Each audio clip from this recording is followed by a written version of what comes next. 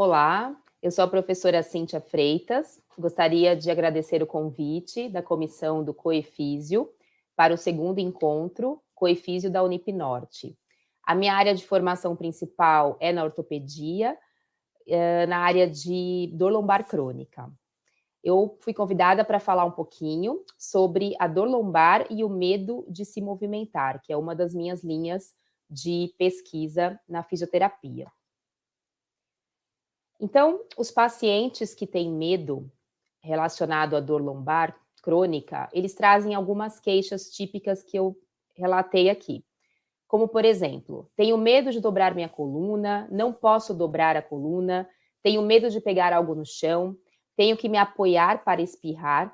Essa foi uma queixa, inclusive, de um paciente meu, da clínica do Campus Norte. Não posso fazer porque vai doer. O médico me falou que nunca mais poderei fazer isso ou aquilo, ou não posso fazer este movimento porque vou me machucar novamente. Então, na verdade, eu tentei simbolizar aqui com o símbolo do filme Divertidamente, né? São alguns pensamentos que estão na cabeça dos pacientes que eles trazem associados a algumas crenças, que são crenças incapacitantes que vão interferir no prognóstico da dor lombar. Os pensamentos, eles levam a certos sentimentos. Então, por exemplo, se o paciente pensa que não pode fazer algo, se ele acredita que aquilo vai machucá-lo, ele pode sentir o medo, que é o tema da nossa palestra. O medo vai levá-lo a tomar certas ações, vai levá-lo a ter certos comportamentos. Então, as crenças que o paciente traz vai interferir na forma como ele vai enfrentar o problema dele, como que ele vai enfrentar a dor. Eu trouxe um videozinho aqui do Divertidamente para ilustrar um pouco isso, né? O que tem na cabeça dos pacientes que a gente vai ter que entender para trabalhar com eles na reabilitação. Então, uma brincadeira, uma comparação rápida aqui. Vou colocar o vídeo para vocês. Já se perguntou o que nos faz sentir o que sentimos? Cara de brava, não abaixei a tampa do vaso. Desembucha, o quê? Disney e Pixar convidam Ai, outra vez a cara de bocó. a conhecer as vozes que vivem na sua cabeça. São a alegria. Essa é a tristeza. Esse é o raiva. Essa é a nojinho. E esse é o medo. Vamos lá, abraço em grupo. Você também, raiva. Tira a mão. Divertidamente. 18 de junho nos cinemas.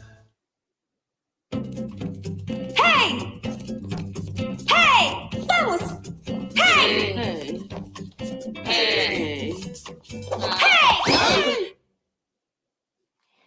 Então, na verdade, o que eu quero dizer com esse pequeno vídeo? Na cabeça dos pacientes, existe uma série de pensamentos, uma série de emoções associadas. Um dos sentimentos pode ser o medo. E, quem sabe, a gente não pode ser a alegria para dar um empurrãozinho aí na reabilitação desses pacientes. Então, é importante entender o que o paciente está pensando, como que ele está se comportando em relação à experiência de dor. Então, eu trouxe esse modelo, que é bem já documentado pela literatura, que é o modelo medo-evitação da dor crônica.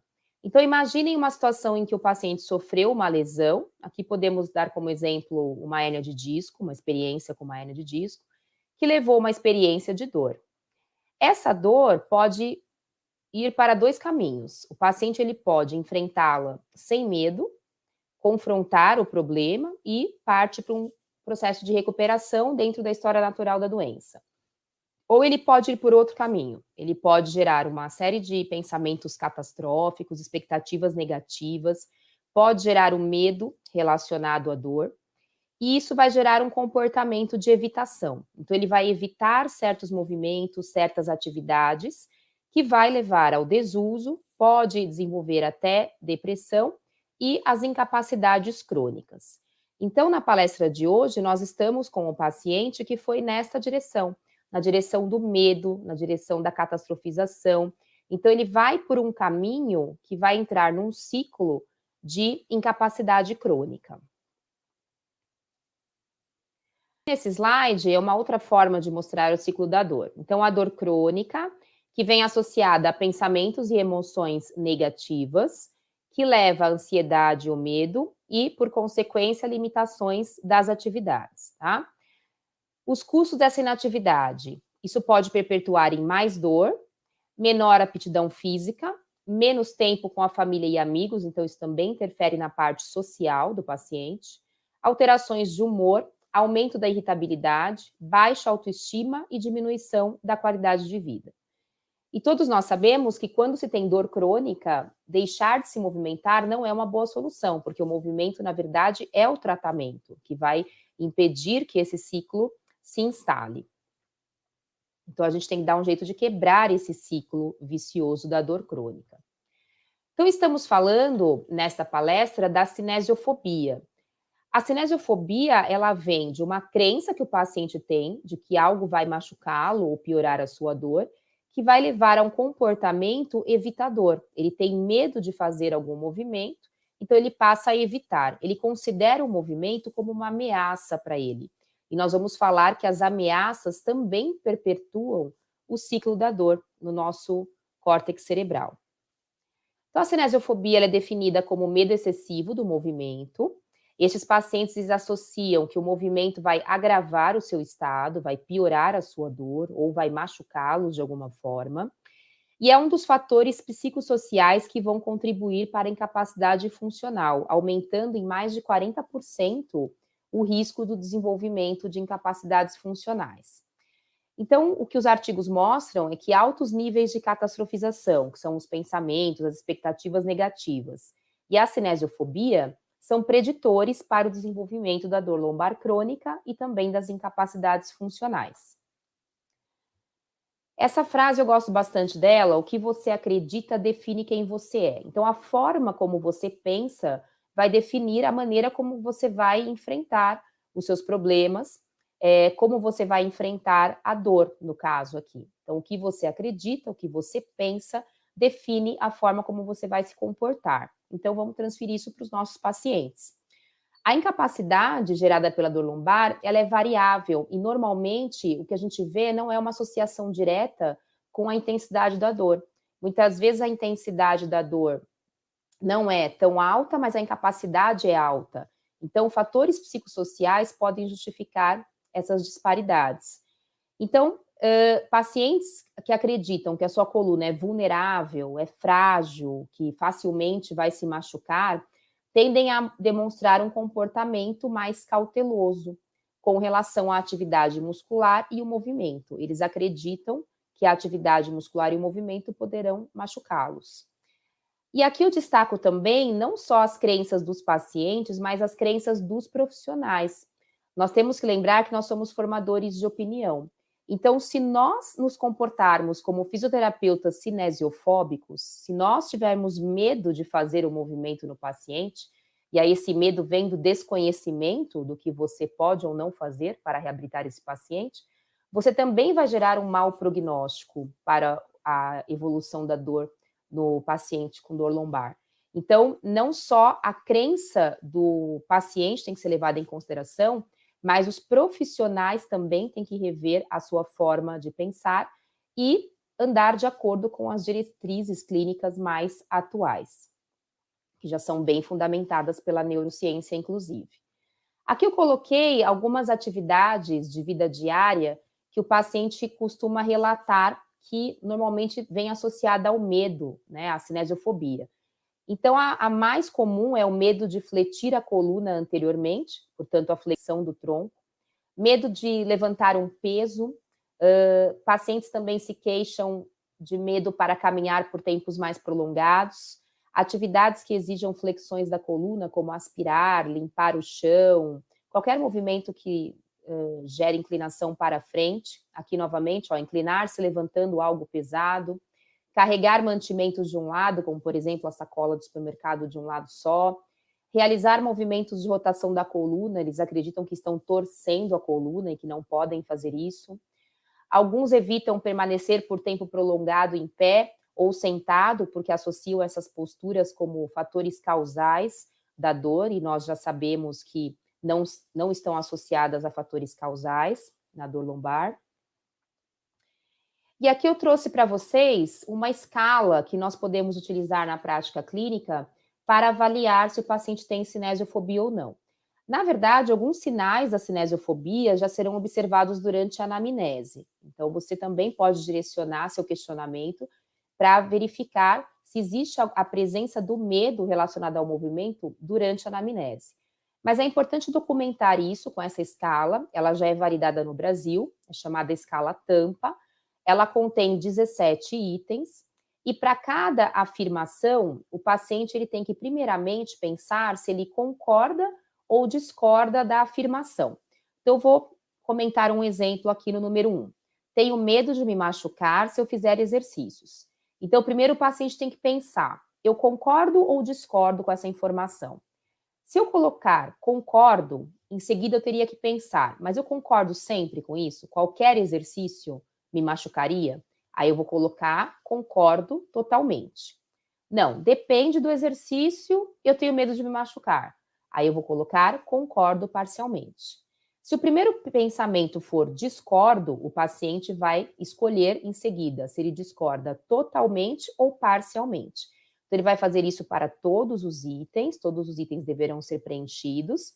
E eu destaquei aqui o número 4, 8, 12 e 16, que são os itens que, na hora de computarmos a pontuação, nós temos que inverter a pontuação. Vejam aqui o item 4. Minha dor provavelmente seria aliviada se eu fizesse exercício. Se eu concordar totalmente com isso, eu assinalaria o número 4.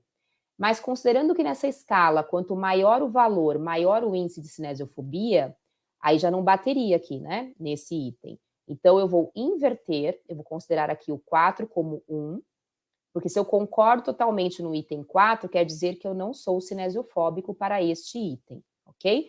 Então, eu destaquei aqui o 4, 8, 12 e 16, onde o terapeuta deverá inverter a pontuação. Essa escala, basta somar os pontos de cada item e o score total representa o índice de cinesiofobia. Quanto maior o score dessa escala, maior o índice de cinesiofobia apresentado pelo paciente. Aqui eu trouxe um vídeo de um paciente que nós atendemos uma época na clínica do Campus Norte. Ele já tinha dor lombar, já fazia mais de 2 anos, e a queixa dele começou com um episódio de carregar um peso, ele trabalhava carregando cadeiras no trabalho dele na época, e aí ele teve uma fisgada na coluna, e desde então essa dor sempre persistiu com ele, e ele passou a desenvolver o medo mesmo de pegar objetos pesados, né? Era a queixa dele, ele tinha medo de retornar ao trabalho, ele estava de licença nessa época, e ele apresentou um alto índice de cinesiofobia, também avaliado pela escala Tampa. E aí eu trouxe esse vídeo para vocês observarem como é o padrão de movimento desse paciente. Vocês vão perceber que a amplitude dele é reduzida, ele evita movimentar a lombar, ele faz um movimento bem devagar, e quando ele é solicitado a repetir o movimento, ele aumenta a frequência respiratória, ele respira também mais profundo, porque ele realmente tem medo de se inclinar para a frente. Então, vamos ver o vídeo juntos.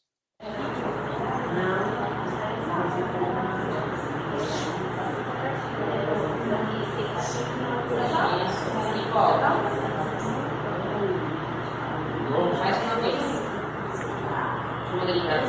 Uhum.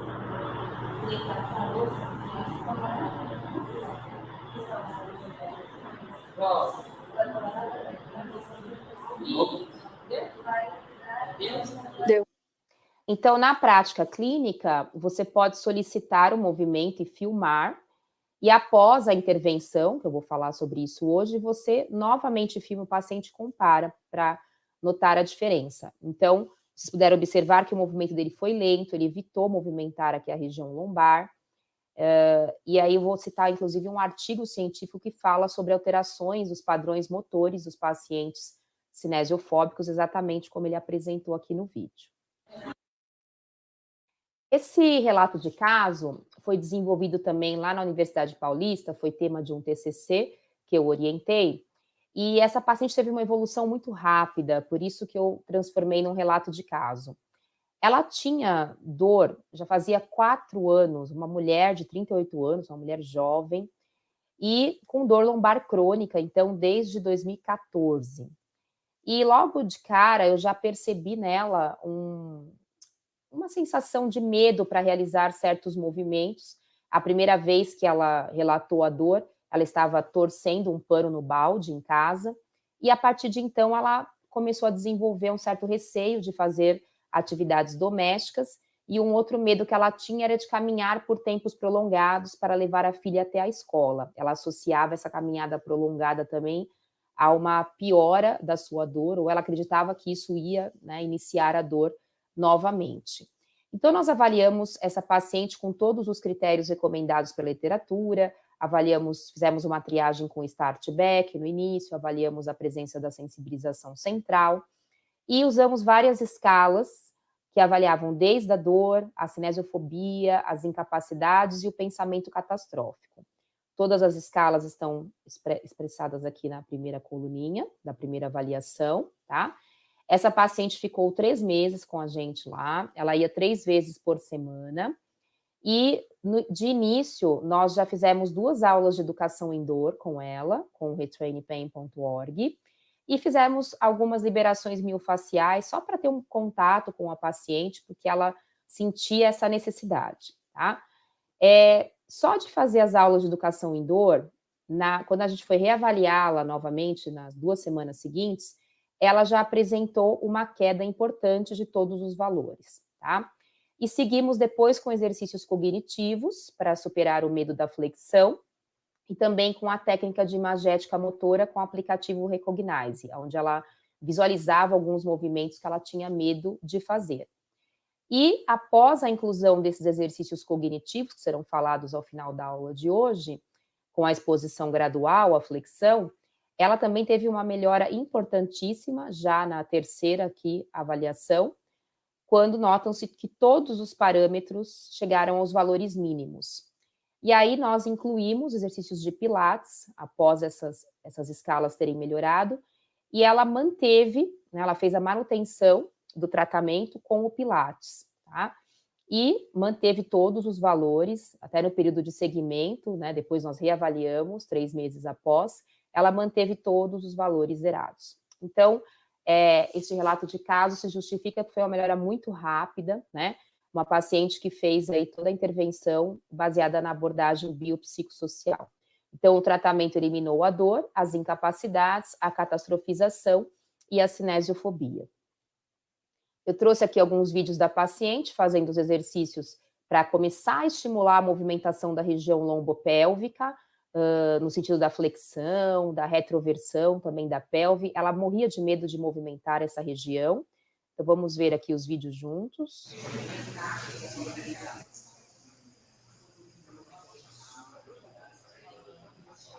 Então, aqui em decúbito dorsal, a paciente está mais apoiada, se sente mais protegida, né?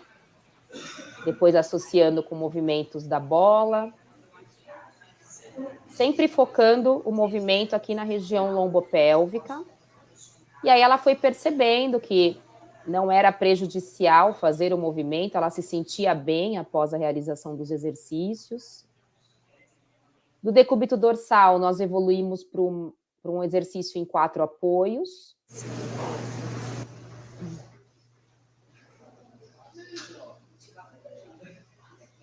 Então, sempre estimulando aqui a movimentação da região lombopélvica, principalmente no sentido da flexão, que era o movimento que ela tinha receio de fazer. Aqui aumentando a amplitude, orientando que ela sentasse no calcanhar, fazendo mais flexão. Então, o paciente ia ganhando confiança, né? E nós íamos progredindo os exercícios, sempre junto com o paciente, porque o paciente também tem que aceitar essa evolução, né? Então, é sempre um combinado que a gente faz com o paciente. Aqui ela sentada na bola, também estimulando mobilidade lombopélvica. Aqui com flexão anterior de tronco sentada com a bola.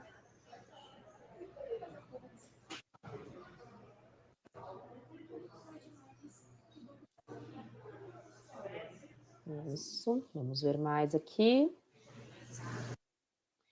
Aqui um exercício em pé, onde ela fazia inicialmente com a pelve apoiada na parede para ter mais segurança e a bola na frente do abdômen para limitar um pouco a amplitude, para que depois ela evoluísse para este movimento que era o padrão que ela tinha medo. Mas aqui ela estava fazendo super bem, aqui foi já uma reavaliação dessa paciente, vou mostrar para vocês.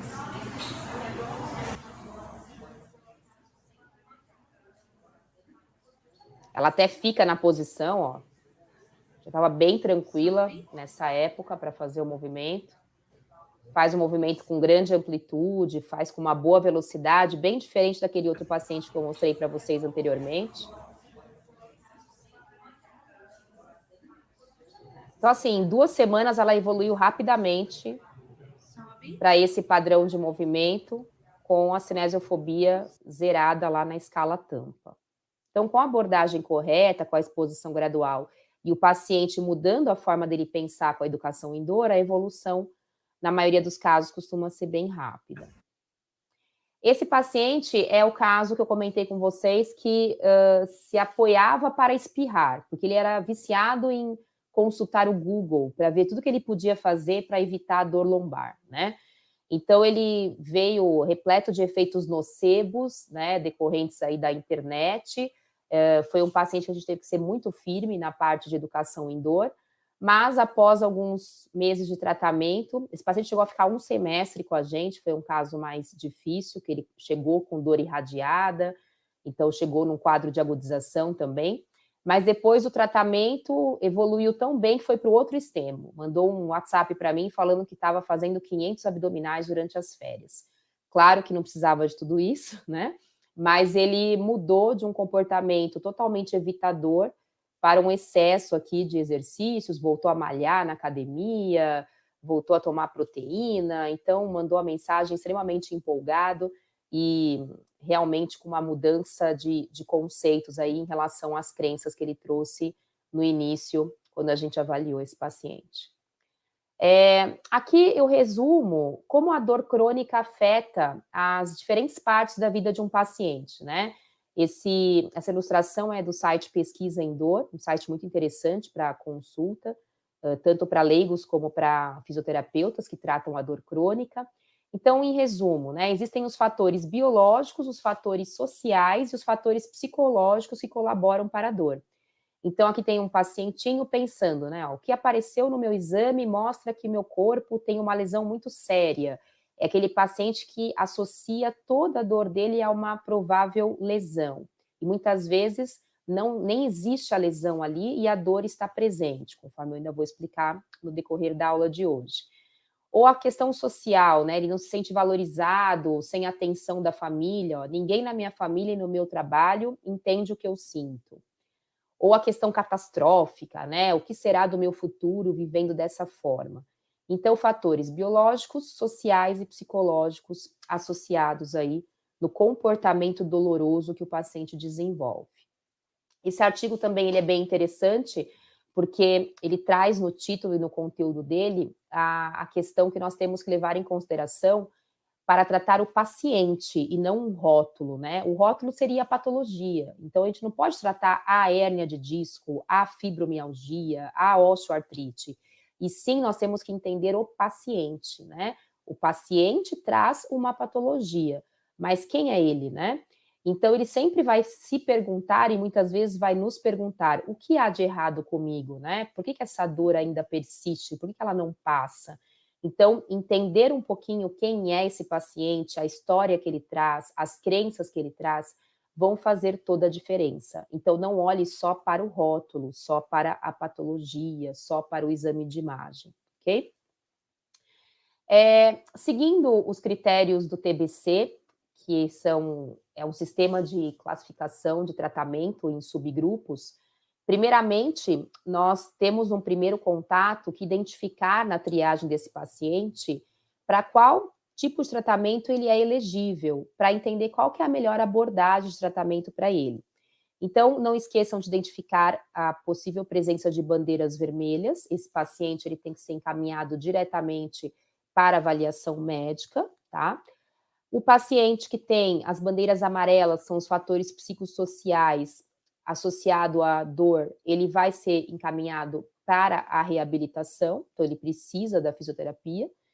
E tem aquele paciente que vai conseguir fazer o autotratamento com pequenas orientações e com menor número de sessões, que são os pacientes de baixo risco psicossocial. Então, num primeiro contato, nós precisamos avaliar qual é a recomendação de tratamento para este paciente.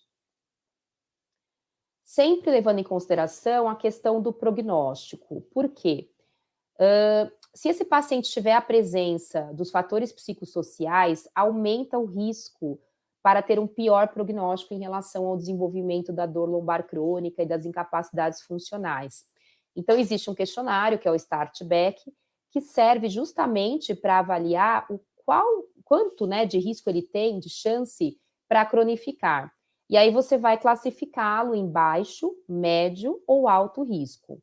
O paciente que tem o médio e alto risco, ele precisa de orientação e precisa de um acompanhamento de reabilitação por mais tempo.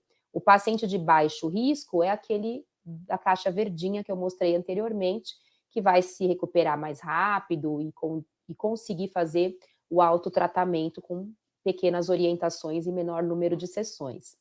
Um outro aspecto também que nós temos que identificar é em que fase do tratamento esse paciente se encontra. Se é numa fase mais de modulação dos sintomas, se é uma fase que ele já pode trabalhar o controle do movimento, ou uma fase mais avançada de otimização funcional. Então, nós vamos ter que identificar, de acordo com a avaliação clínica desse paciente, qual a melhor intervenção, de acordo com as características que ele apresenta, para subagrupá-lo na melhor intervenção. Então, eu trouxe aqui a tabela do artigo que faz essa divisão, mostrando que na fase de modulação dos sintomas, a incapacidade funcional do paciente é alta. Você pode utilizar, por exemplo, o questionário de Roland Morris ou de Oswestry para avaliar essas incapacidades na dor lombar. Os sintomas, a dor, estão todos altos, tá? Olha o termômetro aqui bem cheio, né? Então, nesse momento, a gente também tem que levar em consideração a avaliação dos fatores psicossociais, verificar se existe a presença das bandeiras amarelas e fazer a educação em dor, então, nesse paciente. E como tratamento, nós temos como indicação exercícios com preferência direcional, técnicas de manipulação ou mobilização, também visando analgesia, tração e repouso ativo. Nunca indicar para esse paciente repouso absoluto, ok? Numa fase seguinte, esse paciente já apresenta uma melhora da sua incapacidade, você reavalia esse paciente, né, quanto à incapacidade funcional. Então, aqui no caso, uma incapacidade de nível moderado, sintomas mais estáveis, dores em níveis moderados a baixos, vejam que o termômetro aqui já abaixou um pouquinho, e o paciente já está numa fase em que ele consegue ser submetido a exercícios que trabalhem mais a parte sensório-motora, a estabilização e a flexibilidade. Você vai avaliar para cada caso as necessidades de cada paciente. Então, aqui o objetivo principal é utilizar o movimento como tratamento, o controle do movimento. E numa fase mais avançada, a otimização funcional. Então, esse paciente já tem um nível de dor bem baixo ou até ausente, incapacidades também baixas, sintomas bem controlados, e nós vamos evoluir para exercícios mais avançados de condicionamento, de força, tarefas específicas para o esporte ou para o trabalho, intensificar mais a parte aeróbica, que também vai ser importante para a reabilitação da dor lombar crônica. Então, exercícios de condicionamento gerais, só que mais avançados.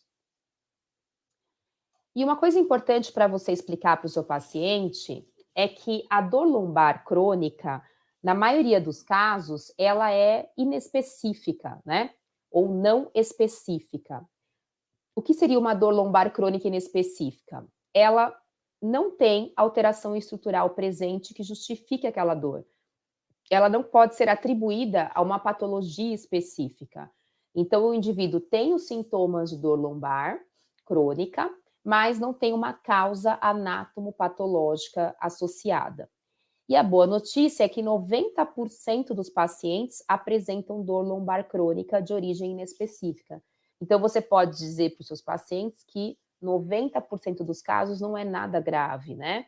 É algo que é fácil de tratar se o paciente seguir as orientações adequadas. Outro dado importante da literatura, algumas revisões sistemáticas e muitos artigos já mostram que existem achados de imagem com alterações degenerativas na coluna, em grande parte da população, e indivíduos assintomáticos. Então, achados em ressonância magnética, inclusive, de alteração degenerativa, mas a pessoa não sente nada. Por isso que nem sempre a gente pode associar a dor às lesões estruturais. Essas lesões estruturais, essas características degenerativas, são parte do nosso envelhecimento normal e não necessariamente estão associadas à dor. Aí eu trouxe uma tabela desse artigo, eu circulei aqui a coluna dos 40 anos, mas poderíamos analisar qualquer uma delas, mas vamos focar aqui nos 40 anos. Então, essa tabela mostra a questão da idade e a prevalência de alterações degenerativas nos exames de imagem em pacientes assintomáticos. Vejam que, aos 40 anos, 68% já tem sinais de degeneração discal, perda do sinal aqui, ó, do disco, perda da altura. Então, discos mais desidratados, por exemplo, já estão presentes em grande parte dessa população, tá? Protusões discais, herniações também já estão presentes nessa população, fissuras, degenerações facetárias, a espondilolistese em menor porcentagem, mas existem essas alterações degenerativas em pessoas que estão assintomáticas. Então, isso é um dado também importante para você passar para o seu paciente, para ele não ficar muito preso às alterações degenerativas observadas nos exames de imagem. Então, com isso, nós chegamos à conclusão que a dor não é sinônimo de lesão tecidual. Então, eu posso ter a dor no momento que eu não tenho mais a lesão, tá? Vamos tentar entender um pouquinho isso, porque trata-se de algo que é confuso até mesmo para os pacientes, né? Então, a gente tem que explicar para o paciente que a dor é como se fosse o nosso alarme. E esse alarme vai tocar, isto é, a dor vai se manifestar toda vez que o corpo perceber que existe alguma ameaça. E a ameaça, ela pode ser interpretada de várias formas. Pode ser uma ameaça real, a dor realmente aguda ali, de uma lesão aguda, ou pode ser algo imaginário, algo que ficou na nossa memória de dor, conforme eu vou explicar agora nos próximos slides. Então, entendam a dor como uma resposta do teu corpo a uma ameaça. A IASP, que é a Associação Internacional de Estudo da Dor, agora em 2020, revisou o conceito de dor. Então, eu trouxe aqui essa atualização para vocês com algumas notas também descritas por essa associação. Então, vejam que a dor ela é definida como uma experiência sensorial e emocional desagradável, então existe o aspecto emocional associado aqui, associada ou semelhante àquela associada a dano real ou potencial ao tecido. Então, ela pode vir associada a um dano real, ou uma lesão real, ou potencial, ok? Ela é influenciada por vários fatores biológicos, psicológicos e sociais. Vocês vão entender isso quando eu for falar da matriz da dor.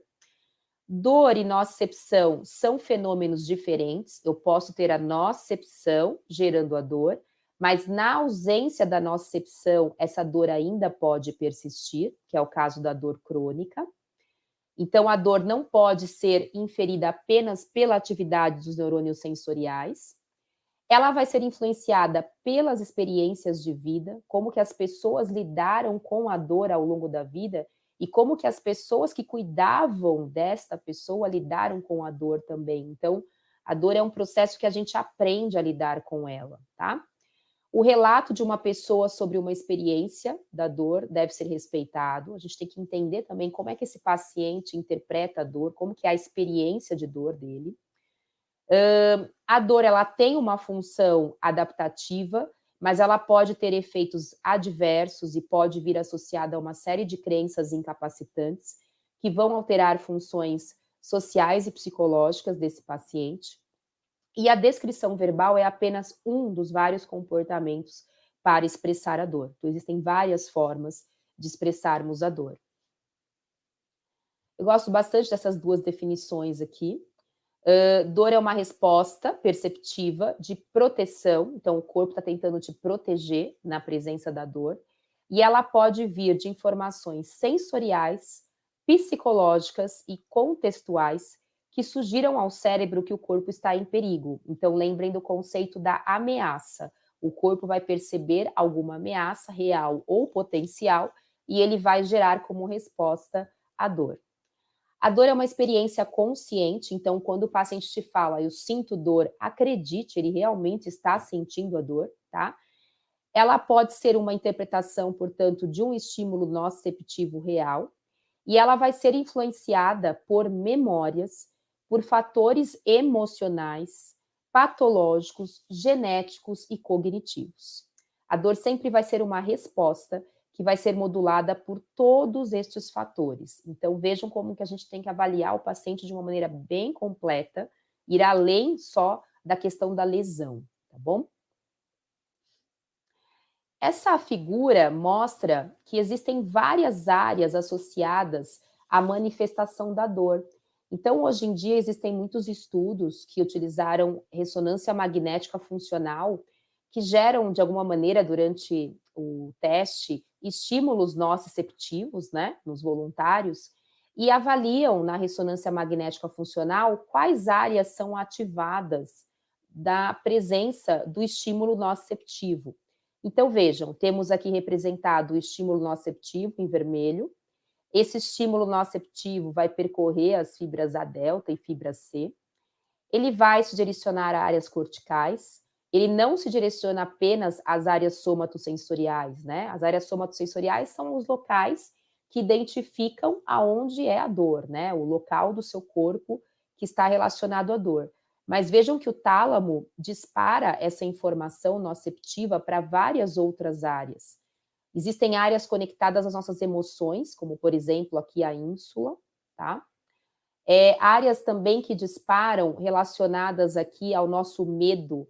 Então, sensações de medo, sensações desagradáveis são registradas pela amígdala e pelo córtex anterior cingulado, também aqui representado, tá?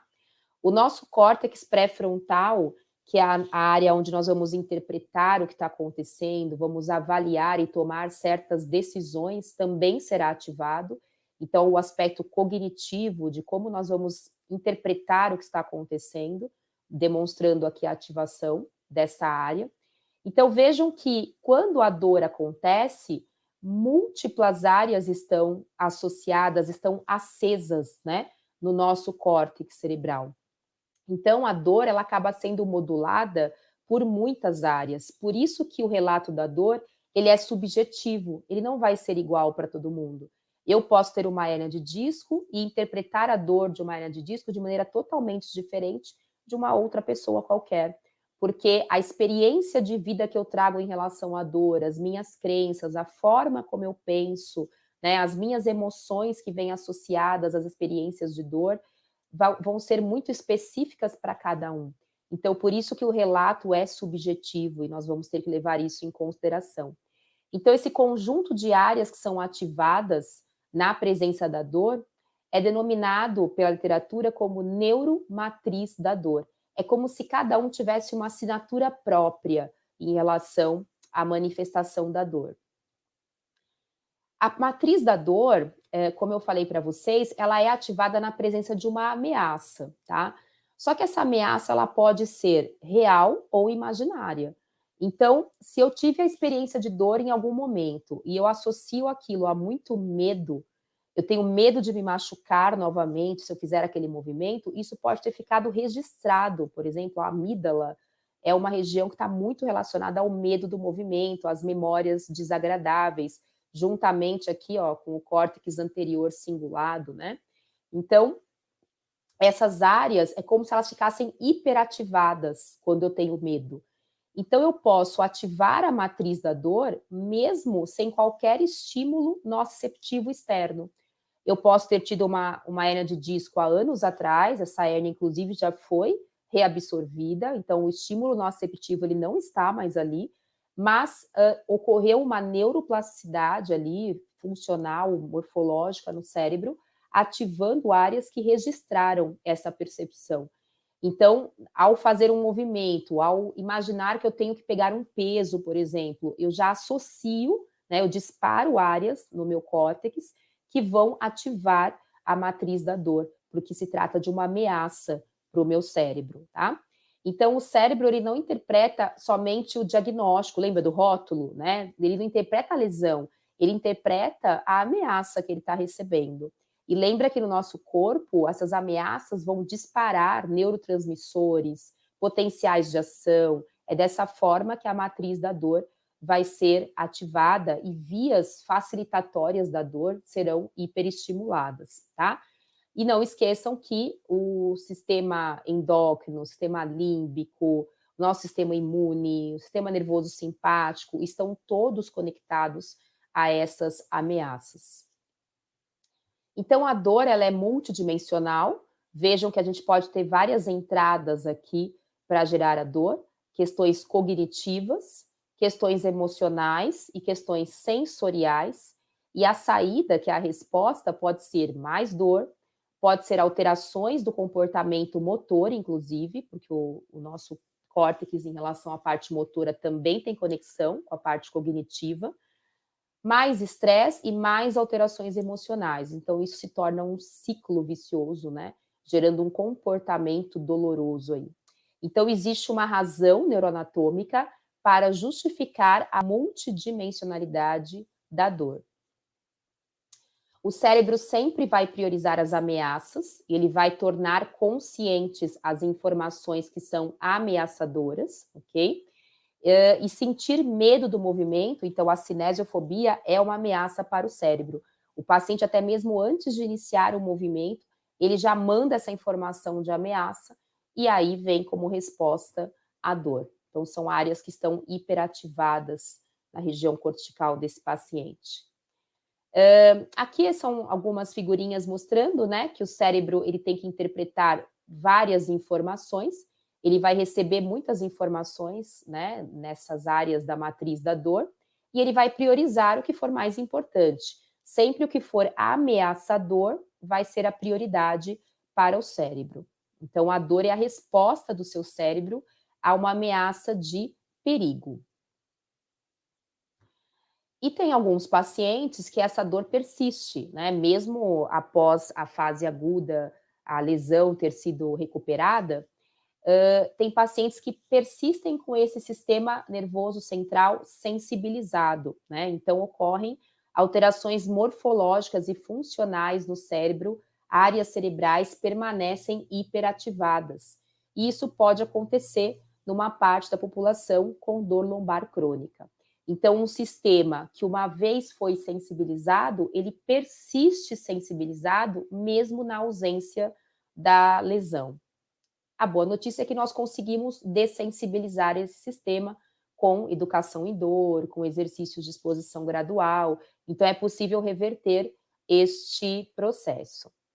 Então, uma dor aguda, ela pode ultrapassar aí a fronteira da dor crônica e fatores psicossociais interferem diretamente nesse mau prognóstico, né? Interferindo, gerando aí mais dor lombar e mais incapacidades funcionais.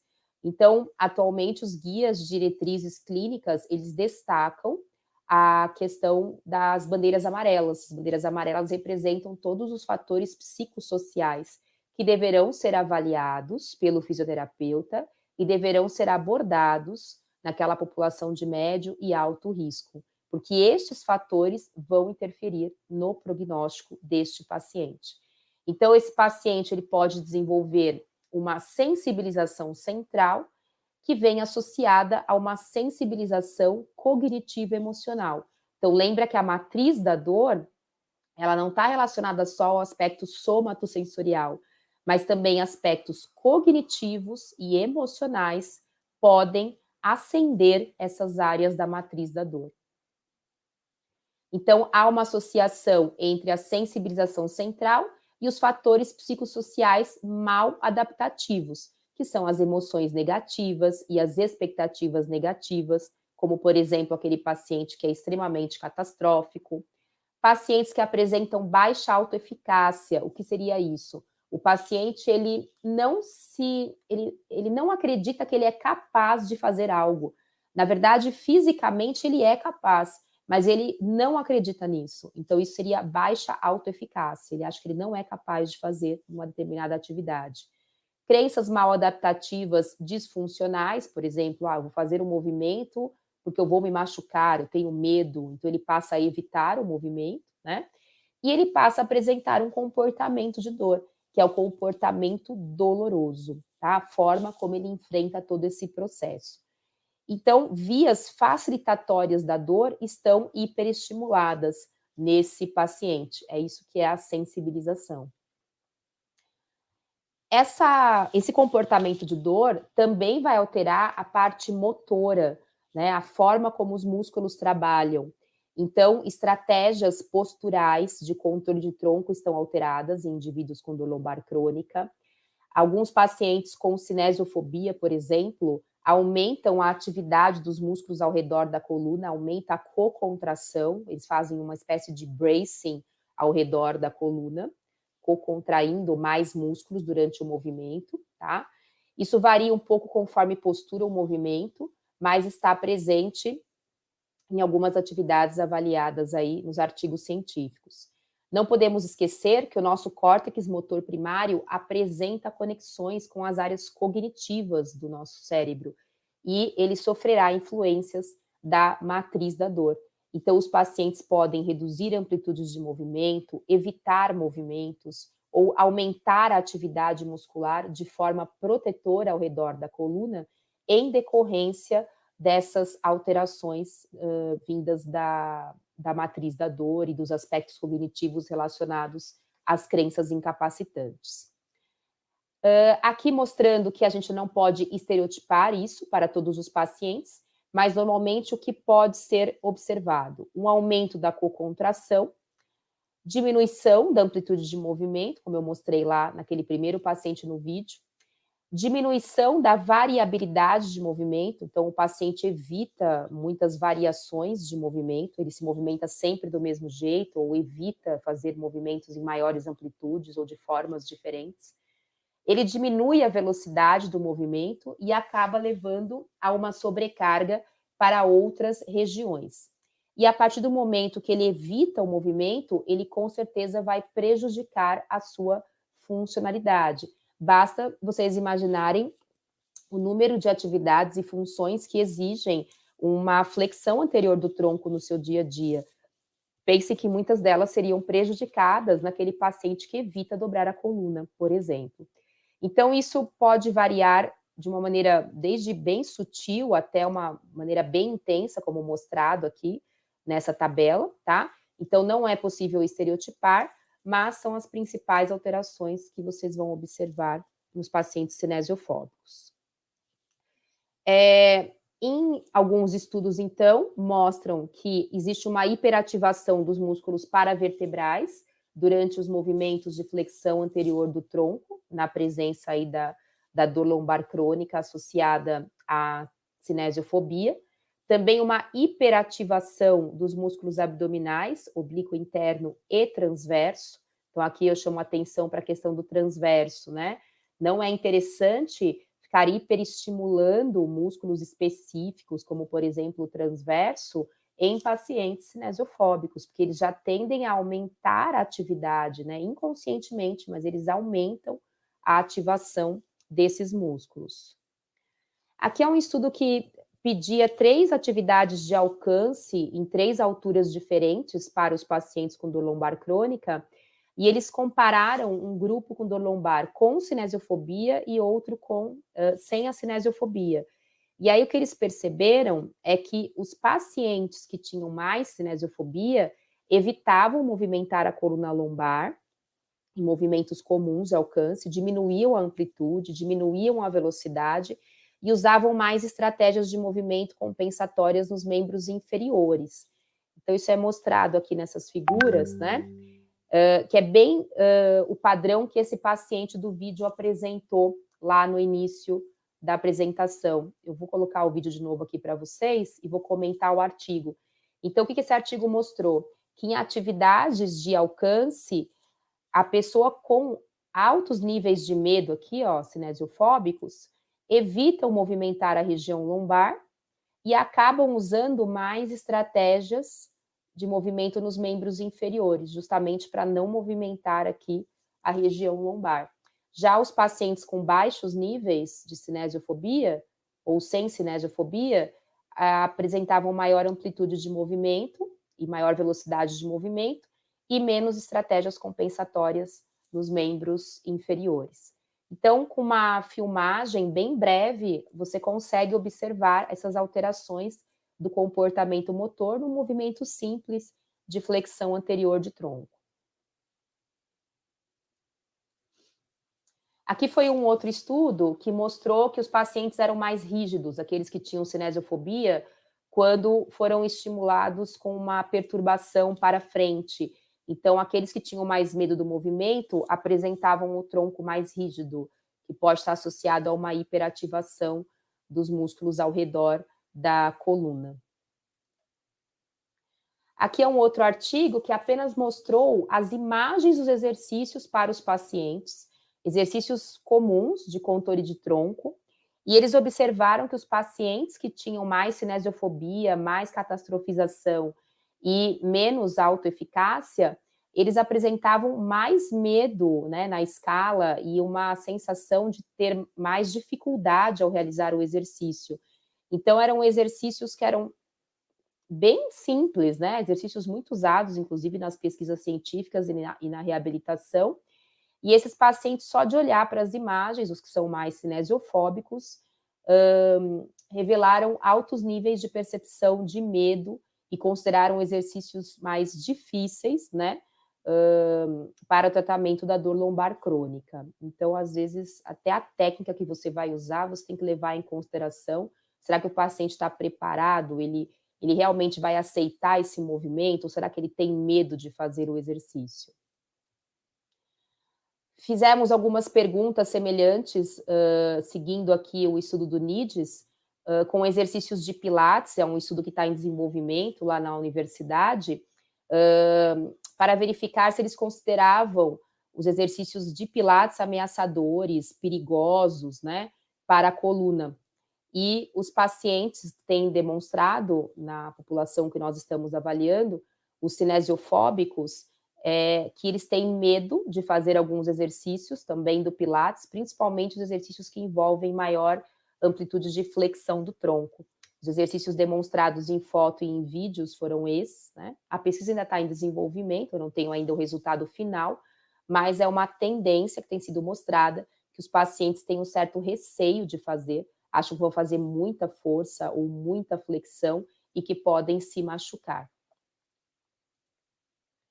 Então, o que a literatura recomenda, né, como padrão ouro?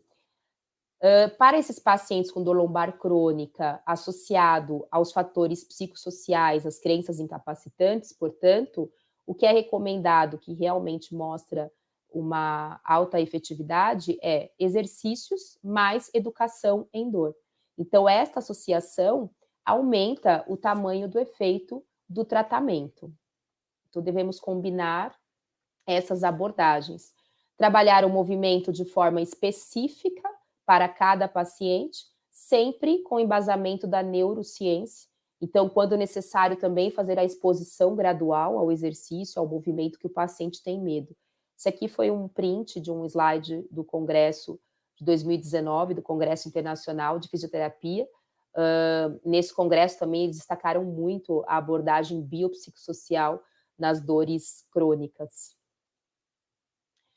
Evite abordagens passivas, as abordagens passivas são complementares apenas, o paciente não pode ficar dependente das abordagens passivas, sempre priorize as abordagens mais ativas, estimulando o movimento, tá? Para visar aí a recuperação funcional do paciente. E o que seriam os exercícios cognitivos? Alguns eu demonstrei nos vídeos da paciente no início da aula. Você vai pensar no padrão de movimento que o paciente tem medo e vai fazer uma exposição de forma repetida, sistemática e hierárquica, então com uma exposição gradual, ao movimento que o paciente considera ameaçador. Então, eu coloquei aqui alguns exemplos de exercícios com exposição gradual para a flexão do tronco, tá?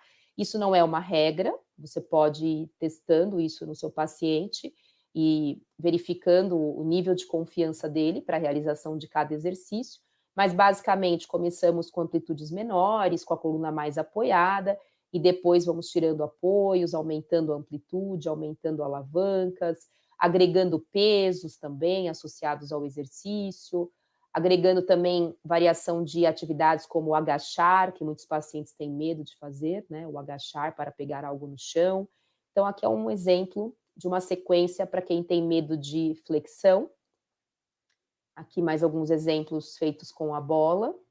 Aí vai muito também do recurso que você tem no momento. Exemplo para uma sequência de extensão. Pode-se usar também apoio de cadeira e parede para o paciente ganhando confiança do ganho progressivo da extensão. Eu já atendi pacientes com fraturas na coluna que caíram com um mecanismo de hiperextensão ao fraturar a coluna e que tinham medo de voltar a estender a coluna. Aqui um exemplo de rotação para os pacientes que associam a torção da coluna, né, como algo perigoso.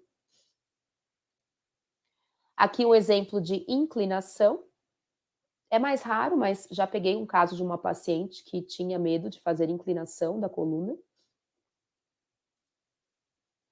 E por fim, né, concluímos que para esses pacientes, o que realmente funciona é a terapia ativa por meio dos exercícios, né? E o paciente ele tem que ser orientado que a sua coluna não é frágil e que ela precisa se movimentar em todas as direções. Só que muitas vezes o paciente, para que ele seja submetido ao exercício, ele tem que entender isso primeiro, ele tem que mudar a sua forma de pensar. É aí que entra a questão da educação em dor. Então, você orienta, você educa, vai expondo o paciente progressivamente a um determinado padrão de movimento, para ele perceber e sentir e entender, né, cognitivamente entender que aquilo não é perigoso para ele, pelo contrário, né, é o que ele vai fazer bem. Então, a terapia ativa por meio de exercícios é recomendada para a dor lombar crônica, é a maior evidência que a gente tem em relação ao tratamento da dor lombar crônica. Portanto, movimente-se, né? E movimente-se com variabilidade em todas as direções, dentro de um padrão de exercícios ou de uma técnica que o paciente goste de fazer também, tá? E aqui eu deixo uma mensagem, né? Exercícios não mudam apenas o seu corpo, mudam a sua mente, a sua forma de pensar, mudam as suas atitudes e mudam, inclusive, o seu humor. E levar sempre essa mensagem para o paciente, né? É proibido desistir, respira fundo e continua. Então, insista com o seu paciente. Vão ter momentos que serão difíceis, você vai sentir que o paciente parece que não compreende muito bem a evolução do tratamento, mas continue firme com ele, oriente e siga as diretrizes da ciência, que você vai ver que o prognóstico do paciente tende a ser melhor. Gostaria de agradecer aqui, mais uma vez, o convite da comissão do Campus Norte, e gostaria só de deixar um recadinho, acho que até o final do mês de outubro, o meu livro Pilates na Dor Lombar Crônica, Visão Clínica e Funcional será publicado. Neste livro eu comento um pouco sobre a cinesiofobia, e eu faço várias adaptações visando os princípios da exposição gradual ao exercício com o Pilates solo. Então, o Pilates é uma técnica muito utilizada na reabilitação da dor lombar crônica, e por isso que eu resolvi escrever esse livro com adaptações, principalmente para pacientes que têm medo, né, de fazer o exercício. Então, espero que esse livro seja publicado em breve e que vocês possam agregar aí mais informação à prática clínica de vocês. Deixo aqui os meus contatos, as minhas redes sociais. Eu costumo divulgar alguns materiais também relacionados à dor lombar e ao Pilates no meu Instagram e também no meu Face. E deixo o meu e-mail também, se alguém desejar fazer algum contato.